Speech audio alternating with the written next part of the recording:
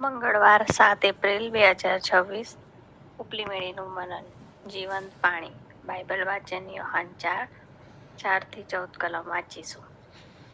સમરૂનમાં થઈને તેને જવું પડ્યું. માટે જે ખેતર યાકૂબે પોતાના દીકરા યુસુફને આપ્યું હતું તેની પાસે સમરૂનના સુખાર નામે એક શહેર આગળ તે આવે છે. ત્યાં યાકૂબનો કૂવો હતો. માટે ઈસુ ચાલવાથી થાકેલો હોવાથી કૂવા પર એવો ને એવો જ બેઠો. તે વેળા આશરે બપોર થયા હતા. એક સમરોની સ્ત્રી પાણી ભરવાને આવી. ઈસુ તેને કહે છે કે મને પાણી પા. તેના શિષ્યો ખાવાનું વેચાતું લેવાને શહેરમાં ગયા હતા. ત્યારે તે સમરોની સ્ત્રી તેને કહે છે કે હું સમરોની સ્ત્રી છતાં તું યહૂદી થઈને મારી પાસે પાણી કેમ માંગે છે? કેમ કે સમરોનીઓ જોડે યહૂદીઓ કંઈ પણ વ્યવહાર રાખતા નથી. ઈસુએ તેને ઉત્તર આપ્યો કે દેવના દાનને તથા જે તને કહે છે કે મને પાણી પા તે કોણ છે એ જો તું જાણતી હોત તો તું તેની પાસે માંગત અને તે તને જીવતું પાણી આપત. સ્ત્રી તેને કહે છે કે પ્રભુ, તારી પાસે પાણી કાઢવાનું કંઈ નથી ને કૂવો ઊંડો છે, તો તે જીવતું પાણી તારી પાસે ક્યાંથી હોય? અમારા પૂર્વજ યાકૂબે અમને આ કૂવો આપ્યો અને પોતે તેના છોકરાએ તથા ઢોરોએ એમાંનું પીધું. તેના કરતાં શું તું મોટો છે?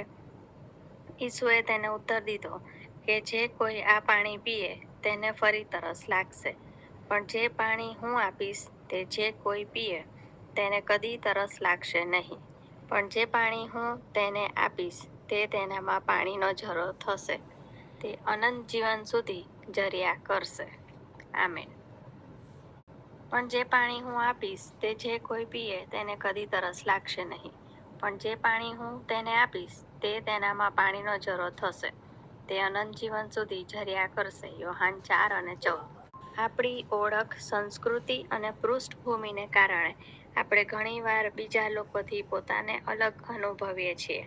કૂવા પાસે ઈસુ સાથે વાત કરનારી સમરૂની સ્ત્રી તેનો વારસો અને તેની પરંપરાને જે રીતે જોતી હતી તેને લીધે તે ઈસુ કરતાં અલગ હતી. પરંતુ ઈસુએ તેની સાથે વાત કરવાનું પસંદ કર્યું અને તેને અનંત જીવન આપનારા પાણી વિશે શીખવ્યું. એટલું જ નહીં પણ અલગ થવાનો અર્થ શું છે તે પણ તેને બતાવ્યો. ઈસુના જીવંત પાણી દ્વારા આપણને એક નવી ઓળખ અને જીવન પ્રાપ્ત કરવા, આત્મા અને સત્યતાથી તેમનું ભજન કરવા અને બીજાઓને તેમના વિશે જાણવા માટે અલગ કરવામાં આવ્યા છે. જ્યારે તે સ્ત્રીએ સમરૂનીઓને ઈસુ વિશે કહ્યું હશે ત્યારે સમરૂનીઓને કેવું આશ્ચર્ય થયું હશે તેની કલ્પના કરો. આ સ્ત્રી કે જે તેના સમાજમાં હાંસિયામાં ધકેલાઈ ગઈ હોય તેનો ઉપયોગ ઈસુએ તેની આસપાસના લોકોમાં સુવાર્તા ફેલાવવા માટે કર્યો. ભલે આપણને ગમે તે બાબત ઈસુથી અલગ કરતી હોય, પણ ઈસુ મારફતે આપણે ઈશ્વર પિતાનું ભજન કરવા અને સેવા કરવા માટે એક કરવામાં આવેલા છીએ. ચાલો આપણે આપણા ભૂતકાળને છોડી દઈએ અને ઈશ્વરને મહિમા મળે તે રીતે જીવવા આપણી જાતનું સ્વાર્પણ કરીએ. અને એવું ત્યારે જ બને કે જ્યારે આપણે બીજાઓને ઈશ્વરની દયા અને કૃપા વિશે જણાવીએ. આજનો સુવિચાર: મારું જીવન ઈશ્વરની ભક્તિ કરવા માટે અલગ કરવામાં આવ્યું છે.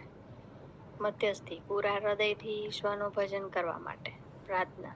વાલા ઈશ્વર, જીવન આપનાર જીવંત પાણી માટે આભાર, જે અમને તમારી સેવા કરવા અને તમારા વિશે બીજાઓને કહેવા માટે જણાવે છે. પ્રભુ ઈસુના નામમાં, આમેન.